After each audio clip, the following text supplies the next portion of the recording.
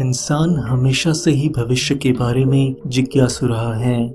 हम सब ये जानना चाहते हैं कि भविष्य की दुनिया कैसी होगी। इस विषय पर सबकी अपनी अपनी कल्पनाएं और अंदाजे हैं। आए दिन वैज्ञानिक दुनिया को अलग अलग तरीके से देख रहे हैं। भविष्य की हमारी जो भी कल्पनाएं हैं वो फिल्मी दुनिया से बहुत हद तक प्रेरित हैं। ऐसा नहीं है कि भविष्य दर्शन केवल फिल्मकारों की कल्पना तक सीमित है। वैज्ञानिक भी इसमें खासी रुचि ले रहे हैं। हम अपने इतिहास के ज्ञान और वर्तमान के तथ्यों को विज्ञान की कसौटी पर परख कर भविष्य की कल्पना कर सकते हैं और इसी को विज्ञान की भाषा में फ्यूचरोलॉजी कहते हैं, यानी भविष्य का विज्ञान। क्या भविष्य में चांद या मंगल ग्रह पर बस्ती बसेगी? क्या हमारा परिचय धरती से परे किसी दूसरी दुनिया के प्राणियों से होगा? क्या इंसान मौत पर विजय पाने में कामयाब हो जाएगा? नामुमकिन सी लगने वाली ऐसी कल्पनाओं का वैज्ञानिक अध्ययन ही फ्यूचरोलॉजी के तहत किया जा रहा है। जिस तरह से मौसम विज्ञानी भविष्य में मौसम का, अर्थशास्त्री भविष्य की विकास दर का और इतिहासकार अतीत की घटनाओं का विश्लेषण करते हैं, उसी तरह से फ्यूचरोलॉजिस्ट भी भविष्य में होने वाले बदलाव की तस्वीर उकेरते हैं। भविष्य वक्ताओं की साल 2050 पर खास नज़र है। इसका कारण ये है कि साल 2050 ऐसा वक्त होगा जिसे वर्तमान पीढ़ी के अधिकतर लोग देख सकेंगे और तब तक तकनीकी रूप से उन्नत 21वीं सदी का आधा वक्त गुजर चुका होगा। अमेरिका और ब्रिटेन के कुछ विश्वविद्यालयों में फ्यूचरोलॉजी सेंटर स्थापित हो चुके हैं। 2050 की दुनिया की तस्वीर का अनुमान लगाने के प्रयास चल रहे हैं। आज के इस वीडियो में हम तकनीक की उन संभावनाओं को जानेंगे जो हमारा और इस धरती का भविष्य हमेशा के लिए बदल देंगी। दिमाग होगा डाउनलोड। वैज्ञानिकों की माने तो 2050 तक इंसान मौत को चुनौती देने में कामयाब हो सकता है। शारीरिक रूप से भले ही ये संभव ना हो सके, लेकिन दिमागी रूप से ऐसा मुमकिन है। एक ऐसी तकनीक विकसित हो सकती है जिसके जरिए इंसान के मरने के बाद उसके दिमाग को कंप्यूटर से जोड़कर हार्ड डिस्क में सेव करना संभव होगा। इसके बाद दिमाग का डाटा कंप्यूटर में एक फाइल के रूप में सेव होगा और उसे कभी भी इस्तेमाल किया जा सकेगा। और इसके बाद उस मरे हुए इंसान का क्लोन बनाकर ये सारा डाटा क्लोन के दिमाग में भर दिया जाएगा, जिससे मरा हुआ इंसान दोबारा जिंदा हो जाएगा। आप खुद से ये सवाल कीजिए कि आप कौन हैं? आप अपना दिमाग हैं या आप अपने हाथ पांव या अपना शरीर हैं? शरीर तो कभी भी बदला जा सकता है, लेकिन दिमाग ही वो चीज़ है जो आपको आप होने का एहसास दिलाती है। ऐसे में इस सोच को केवल एक कल्पना मानकर ठुकराया नहीं जा सकता। इसके अलावा 2050 में सुपर कंप्यूटर आज के मुकाबले 1000 गुना ज़्यादा शक्तिशाली होंगे। साथ ही इनकी आर्टिफिशियल इंटेलिजेंस के स्तर में भी उल्लेखनीय बढ़ोतरी होगी। एलियंस से मुलाकात। फिलहाल दूसरे ग्रह पर जीवन के संकेत ढूंढने में लगे वैज्ञानिक इस कल्पना को नकार नहीं सकते कि किसी अन्य ग्रह पर धरती से कई गुना ज्यादा विकसित सभ्यता का अस्तित्व हो सकता है।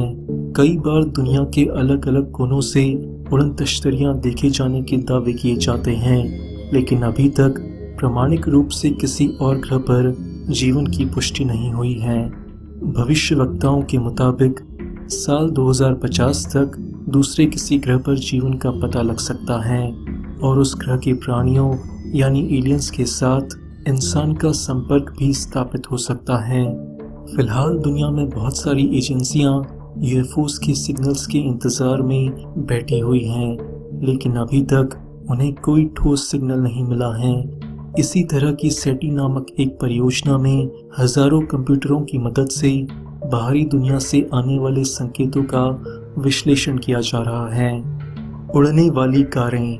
आप मानकर चलिए कि साल 2050 तक बहुत सारी प्राइवेट फ्लाइंग कारें होंगी और ट्रैवलिंग के लिए वायु मार्ग का सबसे ज़्यादा प्रयोग होगा।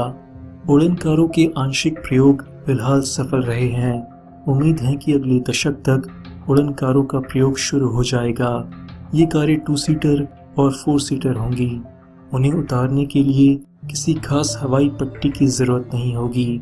सड़कों पर दुर्घटना की आशंका बहुत कम हो जाएगी, क्योंकि सभी वाहन कंप्यूटर संचालित होंगे। उनके सेंसर दूसरे वाहन की मौजूदगी या किसी अन्य बाधा को समय रहते भांप लेंगे और वाहन को रोक देंगे। इसके साथ साथ आवागमन के दौरान रफ्तार में भी इजाफा होगा। आज के समय की सबसे तेज ट्रेन मंगलेव 500 किलोमीटर प्रति घंटे की रफ्तार पकड़ चुकी है। उम्मीद है कि 2050 तक ये रफ्तार इससे कई गुना ज्यादा बढ़ जाएगी। भूल जाएं पेट्रोल, इस बात पर हैरत मत कीजिए।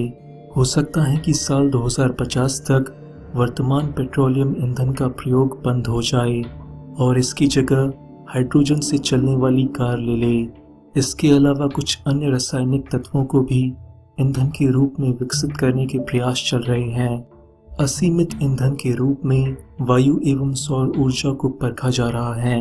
कुछ भी हो, 4 दशक बाद का समय पर्यावरण प्रेमियों के लिए जश्न का समय होगा, क्योंकि उन्हें पेट्रोलियम के पर्यावरण को नुकसान पहुंचाने का डर नहीं होगा।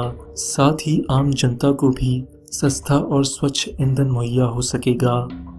आबादी में इजाफा, सहज जीवन शैली और चिकित्सा के निरंतर विकास के कारण मृत्यु दर कम होगी और जनसंख्या बढ़ेगी। औसत उम्र 65 साल से 80 तक पहुंच जाएगी। सबसे ज्यादा संकट जापान जैसे देशों के लिए होगा, जहां वर्तमान औसत उम्र दुनिया में सर्वाधिक है।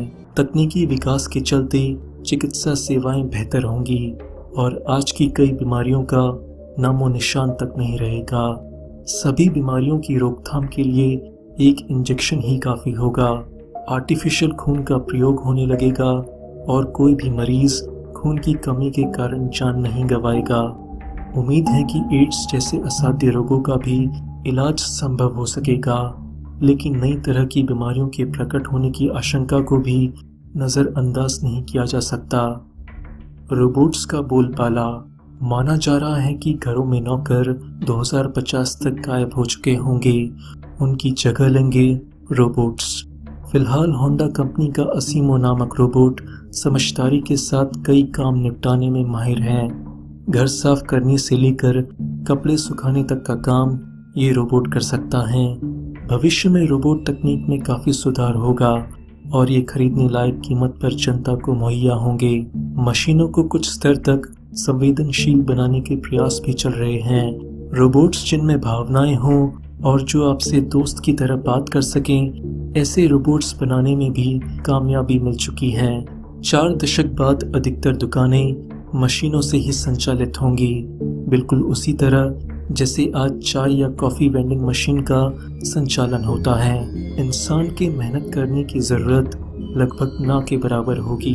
इसके साथ साथ कुछ भविष्यवक्ताओं का मानना है कि इंसानी ओलंपिक के साथ ही रोबोट ओलंपिक का भी आयोजन होगा। हाईटेक आशियाने, मकानों की ऊंचाई साल 2050 तक बहुत तेज़ी से बढ़ेगी, लेकिन भविष्य में बनने वाली इमारतें आज के मुकाबले सुरक्षित होंगी। बढ़ती हुई आबादी के कारण बड़े शहरों में 100 मंजिला इमारतें आम होंगी। ऊंची इमारतों का संचालन कंप्यूटराइज्ड होगा। मकान में फाइबर, स्टील और लकड़ी का इस्तेमाल आज के मुकाबले ज़्यादा होगा। भूकंप संभावित क्षेत्र में निर्माण में विशेष एहतियात बरतने का काम शुरू हो चुका है। 2050 तक इमारतें सुरक्षा मानकों पर पूरी तरह खरी उतरेंगी। हरियाली और सिकुड़ेगी और उनकी जगह कंक्रीट की ऊंची ऊंची इमारतें ले लेंगी। वहीं आज की कुछ दुर्लभ वन्य प्रजातियां साल 2050 में केवल तस्वीरों तक सिमट कर रह जाएंगी।